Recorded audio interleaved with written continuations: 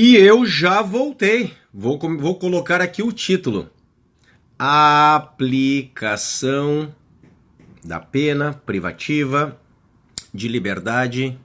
Vamos entrando, meus queridos. Parte 2 com o professor @alexandre.a.salim. Publicar. Fixar comentário. Aplicação da pena privativa de liberdade, parte 2 com o professor @alexandre.a.salim. Então, mais uma vez, sejam bem-vindos. Vamos para a segunda parte da nossa live. Nós terminamos na primeira parte, a primeira fase, a fase da pena base. E eu vou responder a pergunta que eu fiz lá no finalzinho da primeira parte, do bloco anterior. O juiz, nesta primeira fase, ele pode fixar a pena abaixo do mínimo ou acima do máximo? Não. Por que não? O fundamento está no artigo 59, inciso 2º. Então, o argumento é porque a lei assim o diz. Minha querida Michele, que bom que você está aí. A Lu já matou, não pode. Não pode mesmo. Não pode por força da lei. E aí, Pri, de Goiânia, terra da Rede Júris, do meu amigo Geibson. Isso aí, Klein, que não pode. E aí, Graça, acertou ou não acertou? Eulen, isso aí. Félix Henrique, esse cara é bom em direito penal, hein? Não pode por força de lei. Tá, Maurício, Teresina, Piauí? Não pode. Porque o artigo 59, inciso 2º, diz que não pode. O juiz está preso aos limites. O que são limites? Bom, são aquelas penas em abstrato que estão na lei. Artigo 155. Furto simples, de 1 a 4. Homicídio simples, de 6 a 20. Roubo simples, de 4 a 10. São os limites. Joia? Uma vez fixada a pena base, sempre por cascata, Cassi, é o 59.2, tá? 59.2. Vamos lá então. Uma vez fixada a pena base, sempre por cascata, como assim por cascata? Porque o juiz faz incidir sobre a base, agora, a pena provisória. Nós vamos para a segunda fase, a fase da pena provisória, chamada também de pena intermediária. Paulinho, de Uberlândia, e aí, meu querido? Tinha! Oi, Tinha, querida! Quem é que tá ali? Fabrício Montes, que a honra é minha, meu querido. Hein? Que legal, um beijo pro Fabrício, um beijo muito especial pra minha querida Tinha. A Tinha, ela é minha aluna lá no mentoring, minha e da professora Licínia. Tá legal aquele mentoring, né? Tem que ver o mentoring para a Polícia Federal que a gente está fazendo agora. Eu e a professora Licínia, tá demais, né? Vamos lá então. Nós vamos para a segunda fase, que é a fase da pena provisória ou da pena intermediária. Nesta segunda fase, meus queridos e minhas queridas, o juiz ele fixa as agravantes e as atenuantes. E eu começo perguntando a vocês. Alô, Goiânia Monteiro, meu querido. Começo perguntando a vocês. O juiz pode criar agravantes da cabeça dele? O juiz pode criar atenuantes da cabeça dele? Ele pode criar agravantes ou atenuantes? Esta é a pergunta. E aí, Fabrício? Essa é pra ti, meu querido. Hein? Pena que é só 90 dias o mentoring. Pois é, mas tem que ter começo, meio e fim, né, meu querido? Hein, Claike? Ó, diz a Flá, não pode. Diz o Maurício, não pode. E aí, Célia, querida, vamos lá, BH, diz a Gabi, não pode. Rodrigo, não pode. Hein? Eu perguntei se ele pode criar agravantes e se ele pode criar atenuantes. Ah, Flavinha, Flavinha nunca me decepciona. É boa essa Flavinha, hein? Ele não pode criar agravantes, mas ele pode criar atenuantes. Ele pode criar atenuantes. Bom, claro que não, diz o Manuel. Opa, e as atenuantes, meu querido Manuel? Hein? Agravante não, diz o Delta. É isso aí, meu querido. Nós temos que lembrar da analogia. Se vocês tivessem que definir a analogia, como seria? Lembrem que a analogia é um modo de integração. Integração é o modo de preencher lacunas. A analogia é o modo de integração. Eu busco uma outra lei que regulamenta um caso semelhante. Se esta outra lei é boa para o réu, é favorável para o réu, é benéfica ao réu, a analogia in bonam partem. Essa pode no penal. Agora, se esta outra lei é desfavorável, é prejudicial ao réu, a analogia in malam partem. E esta é proibida em penal. Então, no momento em que o juiz criasse uma agravante, ele estaria trabalhando com a analogia in malam partem, o que não pode, é vedado. Então, o juiz não pode criar agravantes, mas ele pode criar atenuantes. Isso aí, meu amigo Félix Henrique, analogia in bonam, faltou o M depois ali, partem, com M também, tá, meu querido? Bonam partem, ou malam partem. Se o juiz cria uma agravante, seria analogia in malam partem, que é proibida. A agravante é ruim para o réu. Agora, a atenuante é boa para o réu, ela atenua a pena. Então, o juiz pode criar atenuantes? Pode. Atenuantes pode. Ele tanto pode, matou Félix, meu querido, matou, é isso aí.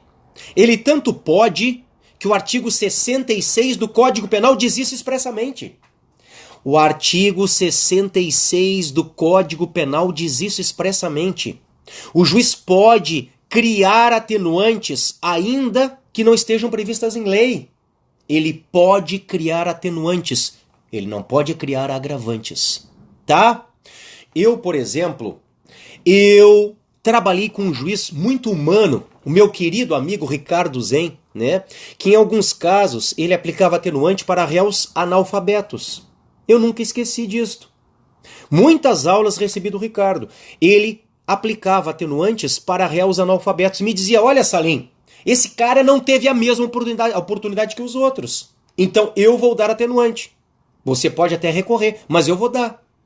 Então vejam, não tem uma atenuante prevista em lei para o caso de analfabetismo, mas ele dava e podia dar. Artigo 66 do Código. 66.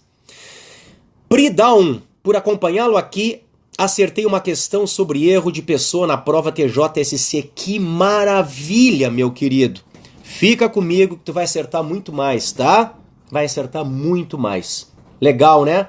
Também acho, Gabriel, eu admirava muito ele. Admirava. Ele se aposentou, mas tá aí, firme e forte, né? Tá bom? Bom, as agravantes, portanto, têm o rol taxativo. Este rol dentro do código, porque existem agravantes fora do código, agravantes na lei de trânsito, agravantes na lei de crimes ambientais, dentro do código as agravantes estão nos artigos 61 e 62. 61 e 62, agravantes. E as atenuantes dentro do código também, porque há atenuantes fora do código. As atenuantes estão nos artigos 65 e 66. Então, as agravantes no 61 e no 62 e as atenuantes no 65 e no 66. Jóia. O que é importante agora vocês lembrarem?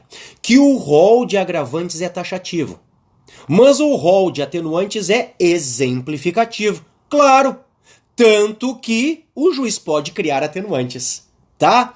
Amo essa matéria, me diz a Dara. Penal na veia. Penal é a matéria mais apaixonante, minha querida Dara. Hein? Direito penal, Oberdan? Claro que é direito penal. Hein? Frederico Westphalen, querida, tudo bom? Eu estive aí semana passada trabalhando, tá? Fui fazer algumas audiências da nossa Procuradoria de Prefeitos. Legal, né? Pessoal, nesta segunda fase, é muito importante que vocês lembrem que existem circunstâncias preponderantes. Agora eu quero ver. Vamos lá! Quem é que é bom em penal mesmo? Nesta segunda fase, a fase das agravantes e atenuantes, quais são as circunstâncias preponderantes? Porque muitas vezes, pessoal, nós temos conflito entre agravantes e atenuantes. Então, por exemplo, o réu, ao mesmo tempo que é reincidente, ele confessa. Enfim, a reincidência é uma agravante, a confissão é uma atenuante. Às vezes, nós temos conflito. No mesmo caso concreto, o juiz está sentenciando, incidem agravantes e incidem atenuantes. Quais são as preponderantes? Hein? Com certeza me fez bem o objetivo 91. Muito bem. Legal, Macaé. Um beijo. Matou, Gabrijas. Hein? Matou. Olha ali. A Flá não tem como fazer pegadinha pra Flá. Como ela é boa. Hein? Se vocês abrirem o 67, vocês verão que existem 3 circunstâncias preponderantes. 3. A reincidência, a personalidade e os motivos. Motivos, personalidade e reincidência. Motivos, personalidade e reincidência. Estas são as preponderantes. Agora, eu não vi ninguém escrevendo, vamos lá, meu amigo Félix, minha amiga Flá, meu amigo Gabriel, meu amigo Fabrício Montes, me digam, qual é a preponderante das preponderantes? Conforme uma jurisprudência muito forte hoje no STJ. A preponderante das preponderantes. E aí, Tamires, de Glória do Goitá, hein, Tamires? Edneia, Thalisson, vamos lá, meu querido, a gente tá junto. Qual é a preponderante das preponderantes? Não são os motivos, hein? Boa! Esse Maurício. Maurício, tu tá escondendo o jogo, Maurício, hein? Ali, isso aí. Uga hoje acertou também? Não é reincidência. Samara acertou. Maravilha, que legal, pessoal. Olha ali, cadê o Caleb? Cadê o Caleb que não apareceu, hein? A Lisa matou também. Pessoal, várias decisões do STJ dizem que existe uma preponderante das preponderantes, que é a chamada menoridade, vamos colocar assim, pessoal, relativa, tá? A menoridade relativa, ou seja, o fato de o réu ser menor de 21 ao tempo do crime. Esta, para o STJ, em várias decisões, tem sido a preponderante das preponderantes. Porque o 67 não fala, né? O 67 não fala na menoridade relativa. Ele fala nos motivos, na personalidade e na reincidência. E a jurisprudência, repito, diz que existe uma preponderante das preponderantes, que é a menoridade relativa. Joia, né? E eu vou terminar a segunda fase fazendo a mesma pergunta para todos vocês. Nós vimos que, na primeira fase, o juiz não pode fixar a pena abaixo do mínimo e nem acima do máximo. Por quê? Porque a lei assim o diz. Artigo 59, inciso 2. E aqui na segunda fase, o juiz pode fixar a pena acima do máximo com agravante ou abaixo do mínimo com atenuante? Aqui na segunda fase. Ou ele está preso aos limites legais? E aí, Jaque 21, tudo bom, querida? Hein? Sulnara. E aí, Marilza? Vamos lá, querida. Tu vai gostar do penal, fica comigo aqui. Não esquece mais, né, Pri? Não pode, Rodolfo, matou. Lu, matou. Flavinha, matou. Não pode, diz o Aurélio. Não, Jéssica, não. Samara, não pode, matou. Gabriele Barbosa, não, matou. Aurélio, só na terceira, matou. Márcia, não, Marcinha errou. Hein? Não, Jéssica, não pode. Não pode, Liz, não. Cristiano Henrique, não pode. Não pode por quê? Com fundamento na súmula 231 do STJ. A súmula 231 do STJ diz o quê? Ela fala só na atenuante. Diz que a incidência da atenuante não pode conduzir a pena abaixo do mínimo. A súmula 231 do STJ. E aí vem a jurisprudência e vem a doutrina e complementam. Bom, se a atenuante não pode reduzir a pena abaixo do mínimo, a agravante também não pode elevá-la acima do máximo. Então, na segunda fase, o juiz também não pode. Ele tem que ficar dentro dos limites legais. Ele está preso aos limites legais. Súmula 231 do STJ. E aí nós chegamos, meus queridos e minhas queridas, na terceira fase. A terceira fase é a fase da pena definitiva. A terceira fase é a fase das majorantes e das minorantes. Majorante é a mesma coisa que causa de aumento. Minorante é a mesma coisa que causa de diminuição. Aliás, qual é a diferença entre uma majorante e uma qualificadora? Em qual fase nós trabalhamos a qualificadora, pessoal? Lembrem que a qualificadora é como se houvesse um tipo novo. A qualificadora, ela pressupõe um novo mínimo e um novo máximo. É como se fosse um tipo novo. É por isso que a qualificadora é trabalhada pelo juiz na primeira fase, na fase da pena base. A qualificadora é trabalhada na primeira fase. Matou, Flavinha, é isso aí, na primeira. Qual é a diferença para uma majorante? É que a majorante, pessoal, traz um aumento fracionário. Repito, a qualificadora é uma nova pena, um novo mínimo e um novo máximo. Ao passo que a majorante traz um aumento fracionário, que pode ser fixo ou variável. Como assim um aumento fixo? Aumenta de 1/3. Aumento do dobro. Aumenta de sexta parte. Como assim aumento variável? Aumenta de 1/6 a metade. Aumenta de 1/3 a não sei quanto, 2/3. Então este aumento fracionário é uma majorante. Bom, e o contrário também é verdadeiro. Uma diminuição fracionária é uma minorante, ou causa de diminuição. Majorante ou causa de aumento, minorante ou causa de diminuição. Eu quero começar lembrando vocês da súmula 443 do STJ. O que diz a súmula 443 do STJ? Diz que o juiz, quando ele aplicar majorantes do roubo, lá na terceira fase, para cada aumento, pressupõe uma fundamentação específica. Ou seja, para cada aumento ele tem que fundamentar. Não é uma conta matemática ali. Então, aumentou uma majorante, 1/3. Aumentou 5, metade. Não. Cada aumento, Félix, 443 é a súmula. Ele tem que fundamentar.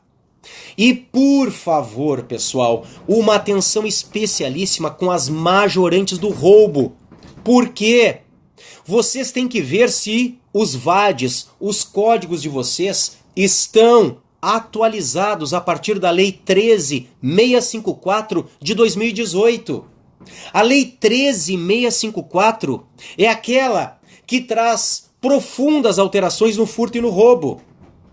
É a lei dos explosivos, como se diz. Como ela é conhecida, apelidada. Ela é do dia 23 de abril de 2018, mas ela entra em vigor no dia seguinte, que é a data da sua publicação no Diário Oficial do Poder Executivo da União, no dia 24. E esta lei, a 13.654, entre outras coisas, ela vai revogar a majorante do emprego de arma. Antes, pessoal, o artigo 157, roubo, no seu parágrafo 2º, majorado. Ele tinha o inciso 1º. A pena era aumentada de 1/3 a metade quando houvesse emprego de arma. Qual arma?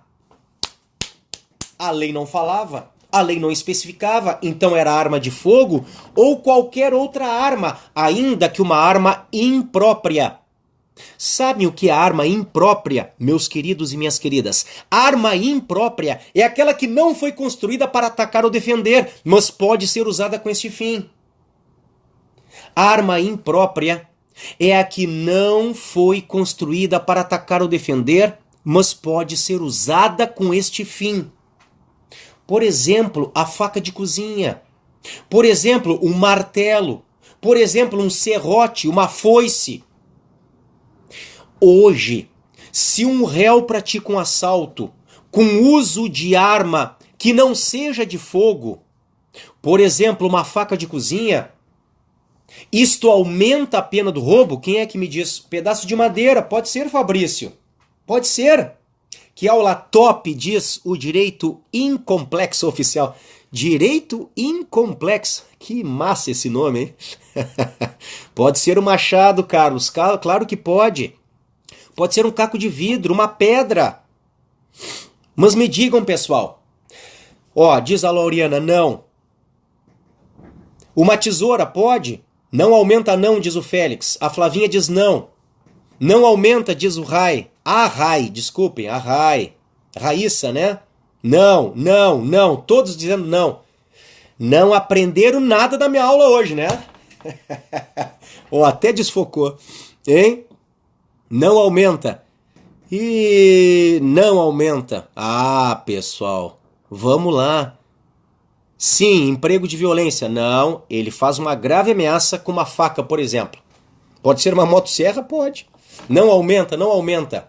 Opa, gostei, tem um sim ali. Hein? Flavinha, pensa. Nós estamos na terceira fase, Flavinha. Então a tua resposta para o 10, a tua resposta para deixar o teu examinador, digamos que eu seja a banca aqui, feliz da vida, te dar uma nota boa, uma nota bárbara ali, uma nota máxima, depende da fase, excelência. Depende da fase. Não, não depende do dolo. Nana, o dolo existe. Não existe crime de roubo culposo. Tem que ser com dolo, senão não tem nem roubo. Vocês me entendem, pessoal? Se ele assaltar com uma faca, vocês não vão usar como majorante. Claro que não, Lauriana. Não, majorante não. Hoje a única arma que aumenta a pena na terceira fase é a arma de fogo. É o novo parágrafo 2º A do 157. É só a arma de fogo. E eu estou falando na faca. A faca aumenta a pena? Qual é a resposta que eu gostaria de receber como examinador? A resposta é sim, mas só na primeira fase. Claro que o roubo é simples, diz o Henry. Matou, o roubo é simples. O roubo não é majorado. Ou seja, a faca de cozinha não aumenta a pena na terceira fase, mas o juiz é obrigado a aumentar na primeira. Porque senão ele estaria trabalhando situações desiguais igualmente. Porque pode haver um assalto com faca ou um assalto sem faca. Se ele desse a mesma pena base, ele estaria trabalhando de maneira igual situações desiguais.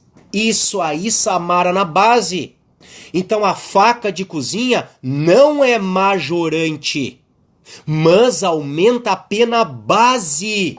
É uma circunstância negativa dentre aquelas 8 que vocês viram comigo. Culpabilidade, antecedentes, conduta social, personalidade, motivos do crime, circunstâncias do crime, consequências do crime, comportamento da vítima. A faca não é majorante. Repito, a única arma que aumenta a pena hoje na terceira fase é a arma de fogo. Tá? Pergunta o Fabrício, mas se o roubo fosse praticado por 2 ou mais pessoas com faca, meu querido, bom, isso não foi mexido, meu caro. O concurso de pessoas continua majorante, tá lá, parágrafo 2º, inciso 2º, isso aí não foi mexido. É um roubo majorado. Aí a faca aumenta a pena base na primeira fase e o concurso de pessoas aumenta na terceira. Tranquilo. Esse carinha vai receber uma pena, Fabrício, por volta de 5 e 8, 6, tá? 5 anos e 8 meses e 6 anos, tá? Já te digo. O Leandro pergunta, e se for um simulacro? Meu amigo Leandro, meus amigos e minhas amigas, vamos lembrar que a súmula 174 do STJ, que permitiu o aumento da pena do roubo com arma de brinquedo, foi cancelada. A súmula 174 foi cancelada. Portanto, isto reforça a alteração que eu estou dizendo para vocês. A única arma que aumenta a pena na terceira fase de um roubo, de um assalto, é a arma de fogo. É só a arma de fogo. Qualquer outra arma, seja uma faca, seja uma motosserra que alguém falou aí, seja até um simulacro, tudo isto pode ser levado em conta, eu diria deve ser levado, na primeira fase, na pena base. Na pena base, quem é que está falando ali? Bonfim Sereno. Isso não é aula, é um show. Obrigado, carinha, obrigado. Eu me esforço bastante, tá? Para mim é um prazer estar aqui com vocês. Ei, Flá! Só, Lauriana, só a arma de fogo. E meus queridos e minhas queridas, vamos lembrar do 68 parágrafo único. Se houver concurso entre majorantes ou entre minorantes, diz o 68 parágrafo único que o juiz pode aplicar um só aumento, o que mais aumenta, ou uma só diminuição, a que mais diminui, se houver concurso entre majorantes e minorantes. Mas para que isto ocorra, estas majorantes ou estas minorantes devem estar previstas na parte especial. Esta é a pegadinha. Na parte especial. Na parte especial. Por exemplo, se vocês olharem o artigo 226 do Código Penal, vocês verão que é uma majorante o estuprador ser pai da vítima estuprada. Hein? E aí, Xanda, 11, 22, 44, querida. O fato de o estuprador, de o autor ser pai, é uma majorante. Repito, artigo 226. E se olharem o 234-A, verão que também é uma majorante o fato de a vítima ter ficado grávida em face do estupro. Então vamos imaginar que o pai estupra a filha que fica grávida. Eu tenho duas majorantes, a do 226 e a do 234-A, as duas na parte especial. Aí você aplica o 68, parágrafo único. O juiz pode aplicar um só aumento, sempre o que mais aumenta. Mas isto só quando estiverem na parte especial. Se estiverem na parte geral, ele aplica todas, tá? E para nós encerrarmos a nossa live, a nossa aula de hoje, eu faço a mesma pergunta que fiz ao final das fases anteriores. Nesta terceira fase, o juiz está livre? Ou seja, ele não está preso aos limites legais? Ele pode, com a majorante, aumentar a pena acima do máximo? Ou com a minorante, diminuí-la abaixo do mínimo? Agora ele pode, pessoal. Agora ele pode. Na primeira fase, ele não pode por força da lei, 59.2. Na segunda fase, ele não pode por força da súmula, 231 do STJ. Agora ele está livre, Flavinha. Agora ele está livre. Com a majorante, ele pode aumentar a pena acima do máximo ou com a minorante, diminuí-la abaixo do mínimo. Ok? São 23 horas e 1 minuto e eu estou me despedindo de vocês, agradecendo esta energia positiva, agradecendo esta troca de ideias. É um privilégio estar aqui com cada um de vocês, tá? Sabem qual é? Manda um cheiro para Alagoas. Ô, Vânia, beijão para vocês. Célia, querida. Foi legal, né, Diana? Gostei também da nossa live. Gostei muito da participação de vocês. Lauriana, boa noite, tá? Valeu, muito obrigado. Na semana que vem, já antecipo para vocês, nós veremos o concurso de crimes, porque isto também está relacionado. Isto também está relacionado, pessoal, com a teoria da pena. E eu já digo para vocês que dia vai ser a nossa próxima live da semana que vem. Olha aqui, já antecipo para vocês que será na terça-feira, dia 31 de julho. Flá, agora eu acertei, né, Flá? Dia 31 de julho, terça-feira. Próxima terça, então, às 22 horas, já se programem, tá? Nós veremos o concurso de crimes, também uma das matérias mais importantes de parte geral. Um beijo, obrigado e uma boa noite.